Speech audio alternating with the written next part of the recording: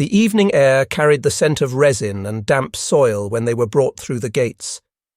Exhaustion clung to every step as the women moved in a ragged column, their uniforms torn and stained with days of retreat through jungle and mud.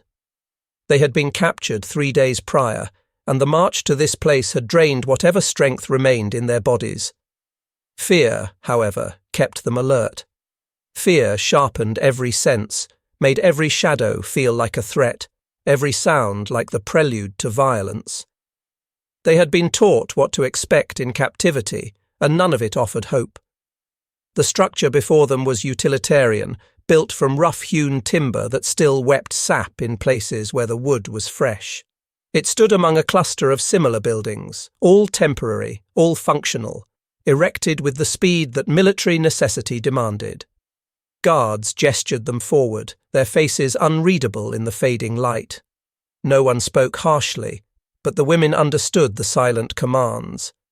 They filed through the door, blinking as their eyes adjusted to the dimness within. What they found inside stopped them cold. Instead of the bare floor they expected, instead of chains or cages or even the cold concrete of a cell, there were rows of wooden bunks. Simple constructions, nothing elaborate, but each held a mattress. Thin, yes, hardly comfortable by any standard, but a mattress nonetheless. Folded at the foot of each lay a blanket, military issue, rough wool that promised at least some warmth against the chill that would come with nightfall. The women stood frozen in the doorway, unable to process what they were seeing. This resembled quarters for soldiers, not prisoners. Certainly not for prisoners who were also enemies, and women at that.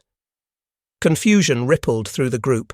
Whispered questions passed from woman to woman, none loud enough for the guards to hear, but all carrying the same bewilderment. Where were the instruments of punishment they had been promised? Where was the degradation their commanders had assured them would follow capture? The disconnect between expectation and reality was so profound that several women simply stood, unable to move forward or backward, trapped in a moment where the world refused to make sense. Then came the sound of more boots, heavier treads that shook the floorboards slightly. The women tensed as American soldiers entered behind them, not in the posture of men about to commit violence, but carrying their own equipment. Bedrolls tucked under arms, packs slung over shoulders, rifles held casually rather than at the ready. They moved past the frozen women without aggression, selecting spaces on the floor between the bunks, and began to settle in for the night. No one made any move toward the women. No one spoke commands or threats.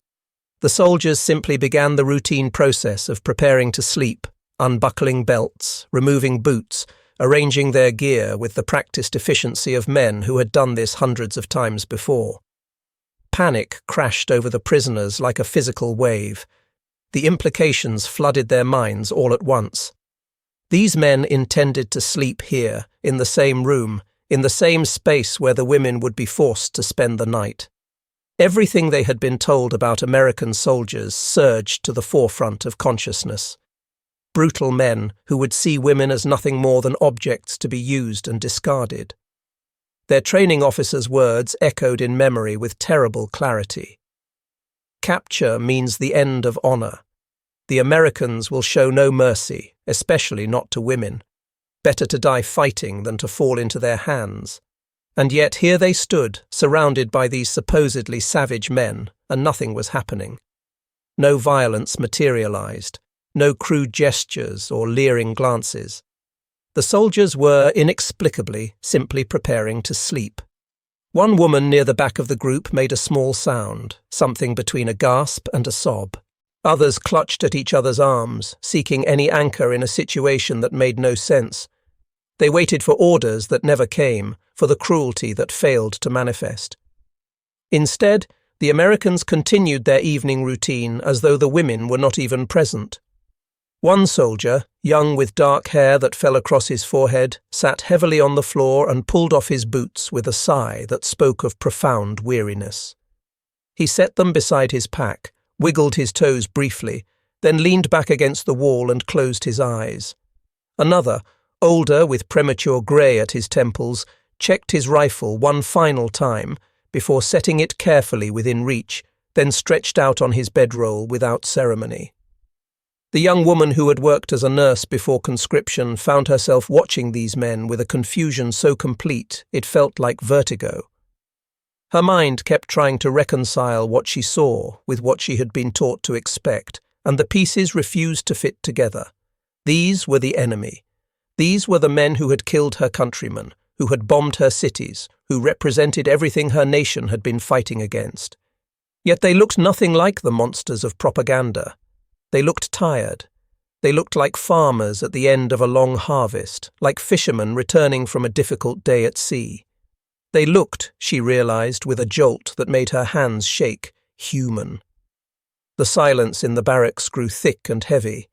Not the silence of peace, but the silence of suspended breath, of minds racing to understand what was unfolding. The women remained standing, none willing to be the first to move toward the bunks to accept this strange arrangement. What if sitting down triggered something? What if making themselves comfortable was interpreted as permission for whatever the men had planned? The uncertainty paralyzed them, held them in a cluster near the door like frightened birds. Minutes passed. The light continued to fade as the sun dropped below the horizon, leaving only the dim glow from a few lanterns hung at intervals along the walls. The soldiers settled deeper into their makeshift beds. Some pulled blankets over themselves despite the lingering warmth of the day. Others simply lay with arms crossed over their chests, eyes closed, breathing already evening out into the rhythm of sleep. Still, the women did not move. Finally, one of the guards who had escorted them earlier returned. He looked at the cluster of women still standing by the door, then at the empty bunks, and seemed to understand the problem. He spoke in English, his tone not harsh but firm, gesturing toward the bunks. The words were incomprehensible to most of the women, but the meaning was clear enough.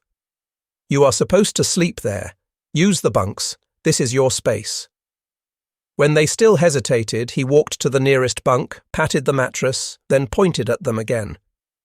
His expression held something that might have been impatience, but underneath it there was something else, perhaps understanding or maybe pity. Slowly, with the hesitation of people approaching a trap they cannot see, the women began to move toward the bunks. They chose them carefully, avoiding those closest to where the soldiers lay, seeking whatever distance the small space allowed. The nurse found herself assigned to a bunk near the doorway, whether by chance or by the unspoken social dynamics that emerged even in captivity. She sat on the edge of the mattress, feeling the give of the thin padding beneath her, still wearing her filthy uniform because no one had offered anything else, and she would not undress in this place, not surrounded by men. Around her, other women were doing the same, perching on the edges of their bunks, clutching the folded blankets without actually using them yet. No one lay down. Everyone remained upright, vigilant, watching the soldiers who seemed to have already forgotten they were there. The disconnect was maddening. How could these men be so unconcerned?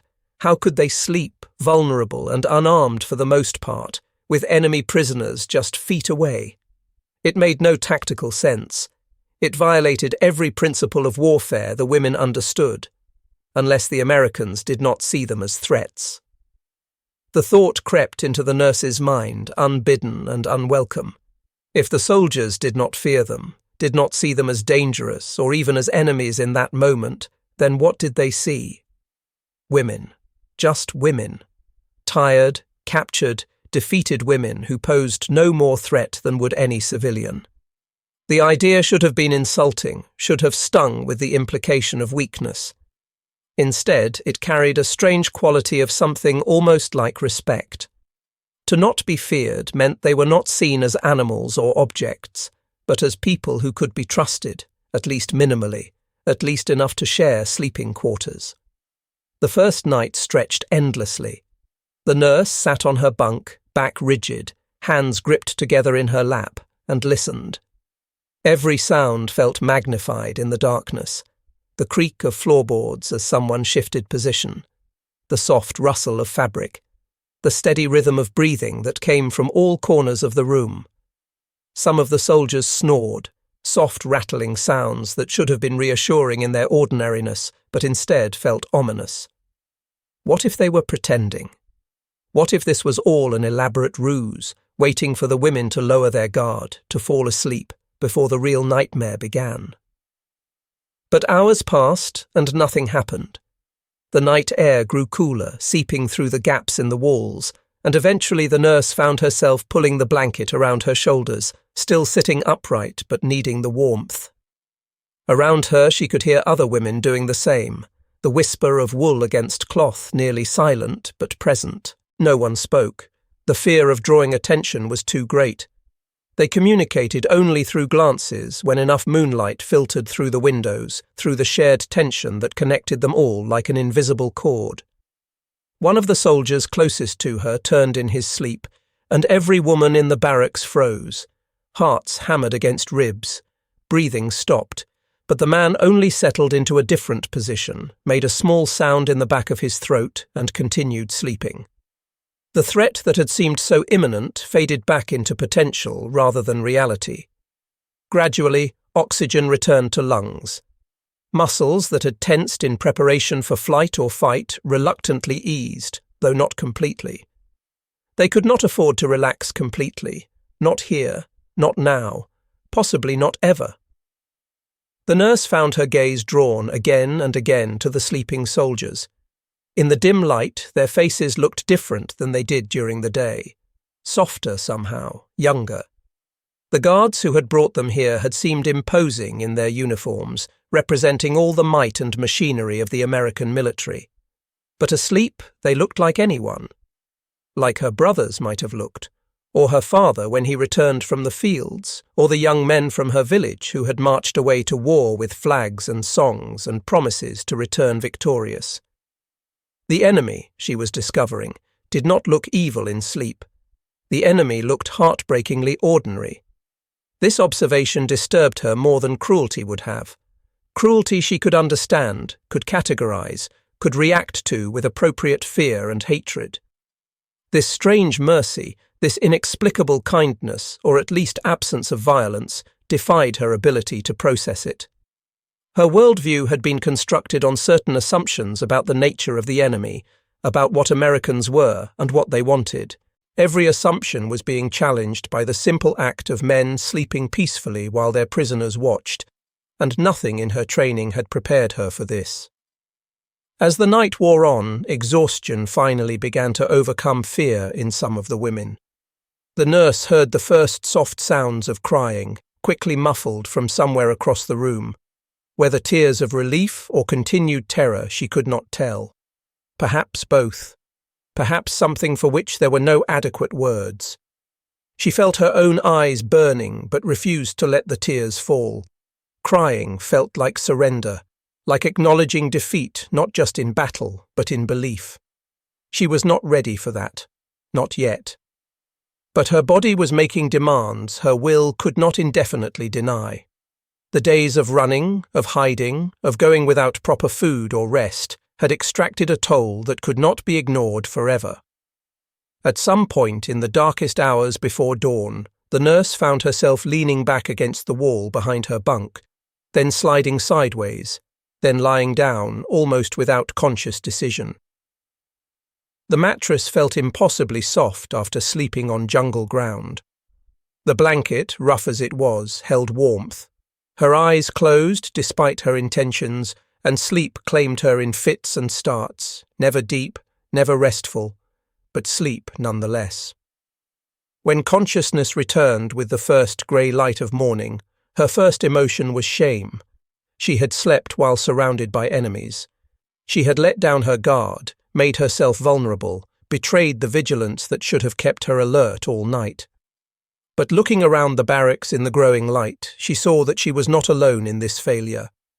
Other women were waking too, looking surprised and vaguely guilty to find themselves having survived the night unharmed. Some were still asleep, their exhaustion so profound that even fear could not keep them awake. The soldiers were beginning to stir as well, yawning and stretching with the universal reluctance of people waking too early. They gathered their belongings, rolled up their bedding, prepared for whatever duties the day held. Not one of them looked at the women with anything resembling the hunger or violence the prisoners had been taught to expect. Some glanced over with what might have been curiosity, or perhaps just the acknowledgement of another person sharing space. Others ignored the women entirely, focused on their own routines. The ordinariness of it all was surreal. A guard appeared and spoke to the women again in English, his gestures making clear that they should prepare for the day. There would be breakfast, he seemed to indicate, and perhaps other routines to follow. The women rose from their bunks slowly, bodies stiff from tension and uncomfortable sleep, and began to move through the morning with the numb automaticity of people still processing shock. They were led outside to an area where they could wash, given thin soap and cold water, granted a small measure of privacy that surprised them. Then they were brought to a mess area where food was distributed. The meal was simple but substantial. Eggs, bread, something that might have been oatmeal. The nurse stared at her tray in disbelief. This was not prisoners' rations. This was food meant to nourish, meant to sustain. She looked around and saw that the American soldiers were eating from identical trays, sitting at nearby tables, consuming the same meal. No special treatment for the guards, no deprivation for the captives, just shared food, shared space, shared mourning. The subversion of expectations continued unabated. Eating felt like participating in the unreality. The nurse forced herself to take small bites, to chew and swallow, while her mind spun through possibilities. This had to be temporary. Surely the real conditions of captivity would emerge eventually. This could not be how it would continue. Yet with each bite, with each moment that passed without violence or humiliation, doubt crept deeper into the certainties she had carried. What if this was real? What if the propaganda had been the lie rather than the truth? The thought was too large, too dangerous. She pushed it away and focused on the simple act of eating, of accepting sustenance, of surviving another day in this strange new world where enemies shared barracks and breakfast alike. The second night arrived with the same unsettling routine. The soldiers returned after their day's duties, carrying their bedrolls and gear, and arranged themselves on the floor of the barracks as though this was the most natural thing in the world. By now, the women had spent a full day in the camp, had been fed twice more, had been allowed to wash again, had been treated with a consistent courtesy that continued to baffle them. Yet the approach of darkness brought back the fear, perhaps lessened by a fraction, but still potent, still capable of making hands shake and hearts race. The nurse took her place on the same bunk as the night before, this time with slightly less hesitation. She noticed other women doing the same, claiming the spaces they had occupied previously, perhaps finding some small comfort in the familiarity of location. The bunks had become their territory in this shared space, the one area that felt like it might belong to them. The soldiers, for their part, seemed to recognize this unspoken boundary, choosing their floor spaces with what appeared to be deliberate consideration of the women's comfort. This second night, the nurse allowed herself to actually lie down earlier, though she remained fully dressed, blanket pulled only to her waist. She watched the ceiling beams as darkness filled the room, watched the way lantern light played across the wood, watched shadows shift and change. Around her, the sounds of people settling for sleep gradually replaced the sounds of movement and preparation. Whispers from the other women faded to silence. The soldiers finished their quiet conversations and surrendered to exhaustion. She thought about the day that had passed. The routine that had been established felt almost like any other military organization, with meals at set times, duties assigned, though the women as prisoners had little required of them, periods of rest and activity that structured the hours. The Americans ran their camp with efficiency and order, but without the harshness she had expected. Guards were present, but not oppressive. Rules existed, but were enforced with words rather than violence. It was all so reasonable, so civilized, and that very reasonableness felt like its own form of warfare against everything she had been taught to believe. During the day, while sitting outside in a fenced area where the prisoners were allowed fresh air and exercise, The nurse had observed the American soldiers going about their business. She had watched them joke with each other, had seen them carry supplies, repair equipment, stand in formations for inspections. They were just men doing the work of war, no different in their essential humanity from the soldiers of her own nation. This observation felt treasonous, yet she could not unsee what her eyes showed her. The enemy had faces now, had personalities beginning to emerge through repeated exposure, had proven themselves capable of mercy, or at least of basic decency. Sleep came more easily the second night. Not easily, not with true rest, but more so than the first night. The nurse woke several times in darkness, jolted by sounds or by her own dreams, but each time she found nothing had changed. The soldiers continued to sleep. No threat materialized. The world inside the barracks remained stable, safe in its strange way. By morning, she felt the first tiny crack in the armor of her fear, the first suggestion that perhaps, just perhaps, this situation might continue to be survivable.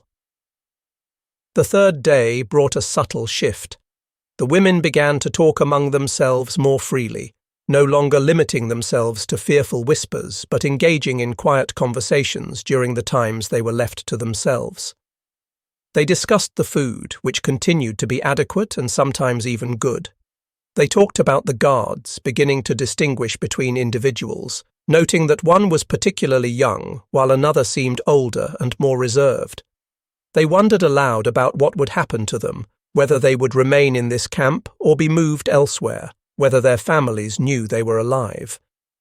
The nurse participated little in these conversations, preferring to observe and listen. She noticed that some women were adapting more quickly than others to the reality of their situation. The younger ones especially seemed capable of accepting what was before their eyes without filtering it through as much ideology and training. They could see kindness and accept it as kindness, without the layers of complication that her more extensive military indoctrination imposed. She envied them this flexibility even as she remained trapped in her own web of conflicting thoughts. That evening, something new occurred. One of the soldiers, before settling down for the night, pulled something from his pack and held it up briefly. It was a photograph, small and worn at the edges. The nurse, lying on her bunk, could not see it clearly from her distance, but she saw the way the man looked at it, the softness that came over his features. He showed it to the soldier next to him, said something in English that prompted a small smile, then carefully tucked it back into his belongings before lying down. The gesture was so intimate, so human, that the nurse felt something shift in her chest. That photograph was probably of family, of loved ones waiting somewhere for this man to return. He carried it with him, looked at it for comfort before sleep, treasured it enough to keep it safe despite the rigours of military life. In that moment, he was not a soldier or an enemy or an American. He was a man who loved someone, who was loved in return, who fought not out of cruelty, but because war had demanded it of him just as it had demanded it of her brothers, of her countrymen, of everyone caught in this vast machine of conflict. She turned her face to the wall, unable to continue watching, feeling a dangerous warmth building behind her eyes. Sympathy for the enemy was a betrayal, and yet she could not stop it from taking root. These men had families, they had homes. They wanted to survive and return to the people they loved, just as she did, just as every woman in this barracks did, just as every soldier on every battlefield did regardless of which flag they fought beneath.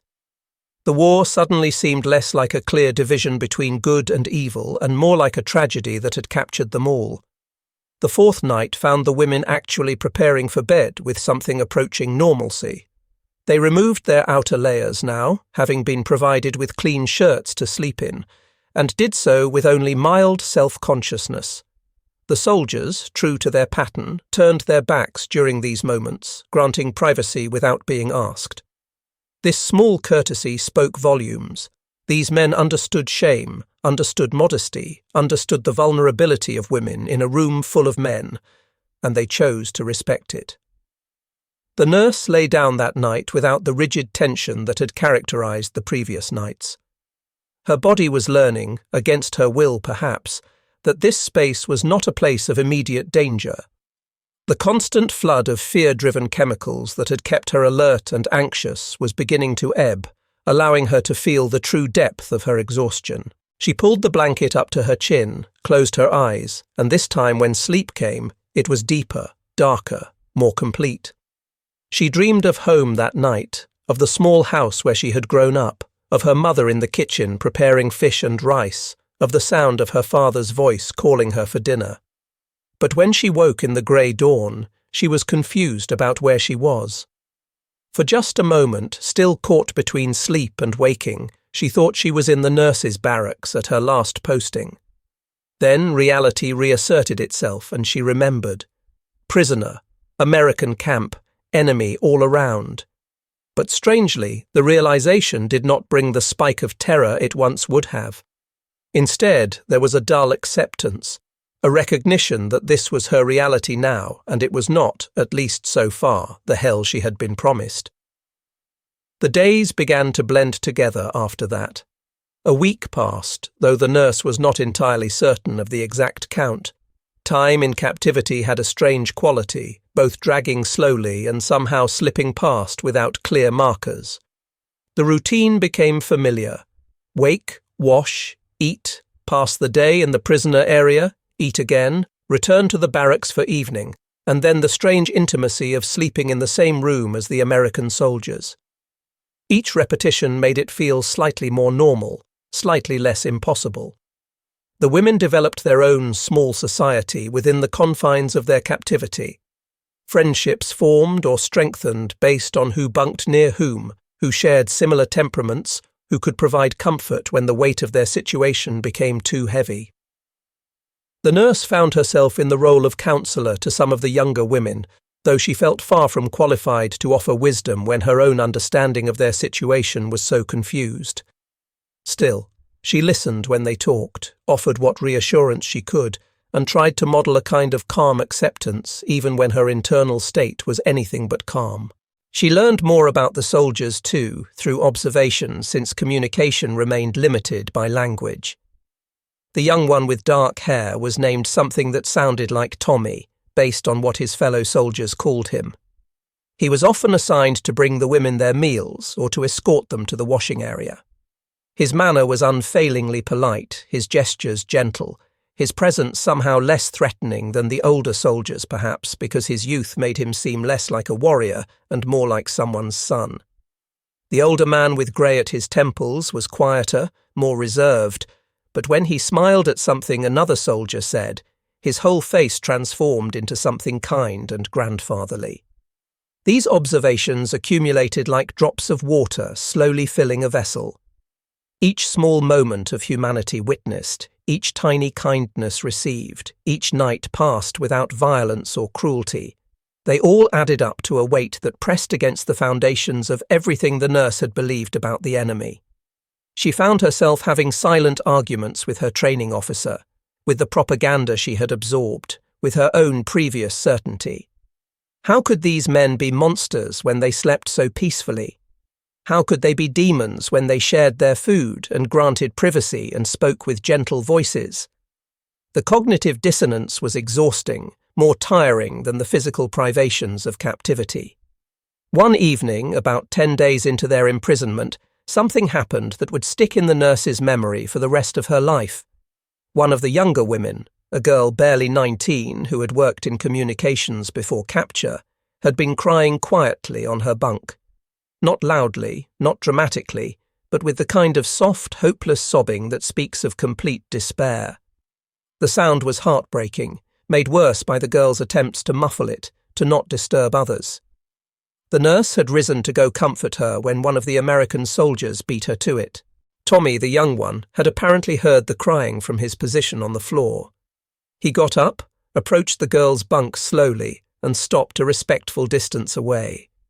He spoke softly in English, words the girl certainly could not understand, but his tone was gentle, concerned.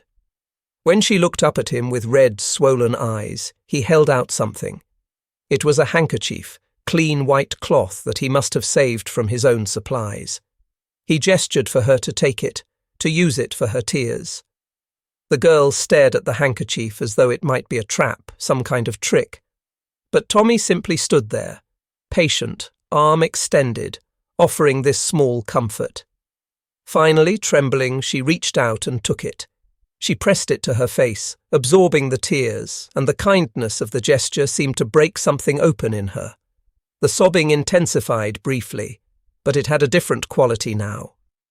Release, rather than despair. Tommy watched for a moment longer, seemed satisfied that she was managing, and then returned to his spot on the floor without another word, without expecting thanks or acknowledgement, without making a spectacle of his compassion. The nurse felt her throat tighten watching this exchange. Such a simple thing, a handkerchief offered to a crying girl. But in this context, in this place, it meant everything. It meant that the enemy could see suffering and respond to it with kindness. It meant that national identities and military allegiances could be temporarily set aside in the face of basic human need. It meant that even in war, even between enemies, moments of genuine care could exist. The implications were staggering, and the nurse found herself blinking back her own tears as she returned to her bunk without approaching the girl after all. Tommy had already provided what comfort he could. There was nothing she could add. That night, as the barracks settled into sleep, the nurse lay awake longer than usual.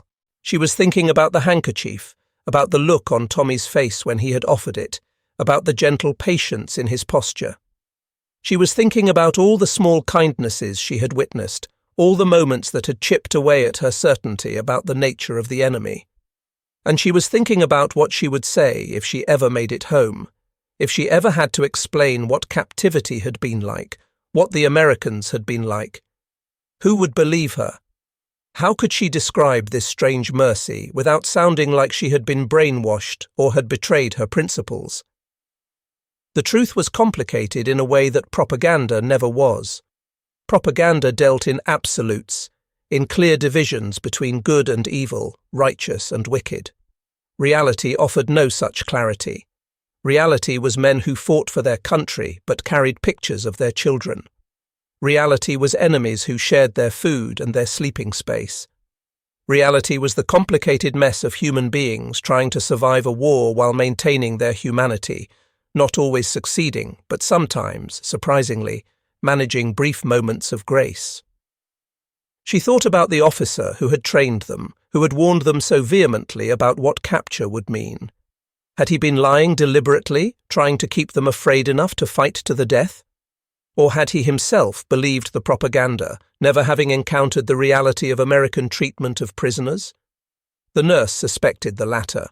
It was easier to believe in evil you had never witnessed than to maintain those beliefs in the face of contrary evidence. Her officer had probably never spent a night sleeping in the same room as American soldiers, had never seen them yawn and stretch and carefully turn their backs to grant women modesty. He had never been in a position to have his certainties challenged. She had, and those challenges were reshaping her understanding of the world. By the time she finally fell asleep that night, the nurse had come to a tentative, frightening conclusion. The enemy was human. Not good, not evil, just human with all the complexity that entailed. This recognition did not erase the war, did not make the Americans her friends, did not mean she had stopped being a prisoner. But it did mean that the neat categories she had once inhabited no longer fit. The world was messier than she had been taught, and that messiness was both terrifying and strangely liberating. If the enemy could be human, then perhaps there was hope for survival that did not require hatred as its fuel. Perhaps, just perhaps, this captivity could be endured without losing herself entirely. The following days saw a continued easing of the initial tension. The women moved about the camp with increasing confidence, understanding the routines and boundaries of their imprisonment. They were still guarded, still contained, but within those limits they found surprising freedom. They could sit in the sun, could talk among themselves, could even laugh occasionally when something struck them as funny. The laughter was tentative at first, quickly stifled as though it were inappropriate, but it came more easily as time went on. The soldiers, too, seemed to relax around the prisoners. Not careless exactly, but less rigid. There were occasional attempts at communication that went beyond the basic gestures of mealtimes and counts. One soldier tried to teach a few of the women some English words, pointing at objects and slowly pronouncing their names. Most of the women were too shy or too proud to participate, but a few of the younger ones found it amusing and would practice the words among themselves later, their pronunciation mangled but enthusiastic. The nurse continued to observe these interactions from a slight distance, not hostile but not fully engaged either. She was still processing everything, still trying to integrate what she was experiencing with what she had believed. It was slow work, this mental reconstruction, made more difficult by the fact that she had no one to truly discuss it with. The other women were experiencing similar confusion, but they were all trapped in the same situation, all lacking the perspective that distance might have provided. They were all too close to see clearly, yet simultaneously forced to see what was right in front of them. About 2 weeks into captivity, a change occurred in the sleeping arrangements. Not a major change, but significant nonetheless. One evening, as the soldiers were preparing their bedrolls for the night, the young Tommy made a gesture that caught everyone's attention. He had been about to spread his bedroll in his usual spot, but paused, looked at the women in their bunks, and then deliberately moved his bedding further away, choosing a spot closer to the door that would put more distance between himself and the nearest prisoner. At first, the nurse thought perhaps he had become uncomfortable with the proximity, perhaps was expressing some kind of displeasure with the arrangement. But then she noticed something else. From his new position, Tommy was perfectly placed to be the first line of response if anyone tried to enter the barracks during the night. He had not moved away from the women out of discomfort. He had positioned himself to better protect them. The realization made her breath catch. This enemy soldier was deliberately placing himself between the prisoners and any potential external threat. He was, in his own way, standing guard not over them, but for them. Other soldiers noticed Tommy's repositioning, and after a brief exchange of words, a few of them adjusted their own sleeping spots as well. The result was a subtle but unmistakable shift in the dynamics of the room. The soldiers were no longer simply sharing space with the prisoners. They were creating a perimeter, establishing themselves as a barrier between the women and whatever lay outside the barracks walls. It was protective rather than threatening, and the distinction was clear to anyone paying attention. The women noticed. Whispered conversations rippled through the bunks that night, voices kept low but urgent with this new understanding. "They are protecting us," one woman said, her tone caught between disbelief and wonder. Another responded, "But we are their prisoners. Why would they protect prisoners?" No one had a good answer, but the evidence was there before them, visible in the arrangement of bodies, in the casual way the soldiers had placed themselves between potential danger and the women they guarded. The nurse lay in her bunk that night, feeling a strange warmth in her chest that had nothing to do with the blanket covering her. For the first time since capture, she felt something approaching gratitude. Not for being captured, never that, but for having been captured by these particular men, by soldiers who seemed to understand that their prisoners were people deserving of protection even in captivity. She thought about what might have happened if different soldiers had been assigned to guard them, men less principled, less willing to see beyond enemy designations to the humanity underneath. The thought made her shudder. She had been lucky in the worst of circumstances, and she was beginning to understand that luck. Sleep came easily that night, deeper and more restful than any since her capture.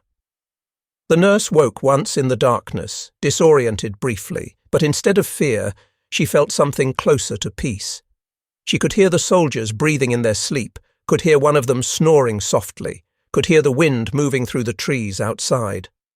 And for the first time, those sounds felt like a lullaby rather than a threat. She pulled her blanket closer, closed her eyes, and let sleep reclaim her. Morning brought the usual routines, but the nurse moved through them with a new awareness. She watched the soldiers as they woke, stretching and groaning with the universal reluctance of people leaving sleep behind. She observed the way they interacted with each other, the easy camaraderie, the jokes she could not understand but could recognize by the laughter they produced. These were not brutes or demons. These were young men far from home, doing a job they had been assigned, trying to maintain their humanity in circumstances that made humanity difficult. At breakfast, she found herself sitting across from Tommy, purely by chance of where spaces were available. He glanced up when she sat, gave a small nod of acknowledgement, and returned to his meal. The nurse looked down at her own tray, at the food that continued to be adequate and nourishing, and made a decision. She looked back up at Tommy, caught his eye, and gave a small bow of her head. Just a tiny dip, barely noticeable, but it was deliberate. A gesture of thanks for the handkerchief he had given to the crying girl, for the protection he had offered by repositioning himself in the barracks, for the small kindnesses he had shown without expectation of recognition. Tommy looked surprised, then gave a slow, understanding smile. He seemed to recognize what she was trying to communicate across the barrier of language. He returned the small bow, his smile widening slightly, and in that moment something passed between them. Not friendship exactly, not when circumstances made true friendship impossible, but a recognition. A mutual acknowledgement of humanity. In a war that tried to strip people down to friend or foe, ally or enemy, these two people had found a way to see past those labels, if only for a moment, if only in that small exchange of silent respect. The nurse returned to her meal feeling lighter somehow, as though a burden she had been carrying had been eased just slightly. The world was still complicated. She was still a prisoner. The war still raged beyond the fences of this camp. But in this small space, in this brief time, something good was happening. Something human and kind and real. And that, she was discovering, was enough to make endurance possible. That was enough to transform survival from a grim determination into something that might, eventually, resemble hope. As the days continued to pass, measured in meals and sunrises rather than in any more precise accounting, the nurse noticed other changes taking place. The women were speaking more freely now, their conversations ranging beyond immediate concerns to memories of home, to speculation about the future, to the kinds of ordinary discussions people had when they felt secure enough to think beyond survival. Some of them were even beginning to smile more readily, to find humour in small things, to reclaim pieces of themselves that terror had temporarily suppressed. The relationships between prisoners and guards also evolved in subtle ways. While there remained a clear line separating captive from captor, that line was becoming less rigid, less absolute. Small exchanges occurred. A soldier might nod hello to a woman he passed regularly on the way to her assigned duties. A prisoner might hold a door open for a guard whose arms were full of supplies. These tiny interactions, meaningless individually, accumulated into a broader pattern of mutual recognition and basic courtesy. The nurse observed all of this with the careful attention she had once applied to monitoring patients' symptoms. She was trying to understand not just what was happening, but why it was happening, what it meant for her understanding of war and enemies, and the human capacity for both cruelty and kindness. Her conclusions remained incomplete, her thoughts still tangled in contradictions, but the process of thinking itself felt important. She was not accepting captivity passively, but engaging with it, trying to learn from it, trying to find meaning in circumstances that seemed designed to strip away meaning. The nights, particularly, had transformed from something to be feared into something almost comfortable. The routine was so established now that it felt normal to prepare for sleep while surrounded by American soldiers. The women changed into their sleeping shirts without self-consciousness, confident now that the men would turn away or busy themselves with their own preparations. The soldiers arranged their bedrolls with practiced efficiency, settling into sleep with the ease of people who trusted their environment and their companions, even when those companions were technically enemies. The nurse often lay awake a little longer than the others, not from fear anymore, but from a kind of quiet contemplation. She would listen to the sounds of the barracks at night, the symphony of breathing and small movements that spoke of people at rest. She would think about the strangeness of this situation, how something that should have been a nightmare had instead become a routine she could manage. She would wonder about the men sleeping nearby, about their lives before the war, about the families they had left behind, about their hopes for the future. Sometimes she wondered if the soldiers ever thought about the women in the same way, if they saw past the uniform of enemy prisoner to the individual person beneath. She suspected some of them did, particularly Tommy, who had shown such consistent kindness. But others might see them only as a duty, as prisoners to be guarded without much thought beyond ensuring they remained contained. The nurse found she preferred the former interpretation, even though she could not be certain of its accuracy. She wanted to believe that this experience of shared space and mutual respect was changing the soldiers too, opening their eyes to the complexity of the enemy just as it had opened hers. A month passed, though again the exact timing was uncertain. What was certain was that life in the camp had settled into a sustainable pattern. The women remained prisoners but were treated well within that context. The soldiers remained guards but exercised their authority with restraint and basic humanity. It was not freedom, would never be freedom, but it was survivable. More than that, it was teaching lessons that neither side had expected to learn, lessons about the possibility of mercy in war, about the persistence of humanity even in circumstances designed to dehumanize, about the way people can surprise each other when given the opportunity. The nurse thought often about what she would say if she ever had the chance to speak with her former commanding officer, the man who had filled her head with certainty about American brutality. She imagined trying to explain what captivity had actually been like, the shock of kindness rather than cruelty, the way enemies had become something more complicated through proximity and time. She imagined his disbelief, his insistence that she had been deceived or brainwashed, his inability to accept that propaganda might be less true than lived experience. And she imagined her own response, calm and certain, telling him that some truths could only be learned through experience, that some lessons required you to set aside what you thought you knew and simply observe what was in front of you. But that conversation might never happen. The war could end in any number of ways, and her own fate remained uncertain.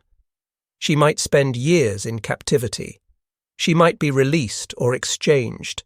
She might never make it home at all. These possibilities existed in her awareness, but did not dominate her thoughts as they once might have. She had learned, however reluctantly, to exist in the present moment, to find what stability and even meaning she could in each day as it came. The future was beyond her control. The past was unchangeable. All she had was this strange present, this unexpected coexistence with the enemy, this daily lesson in the complicated reality of human nature.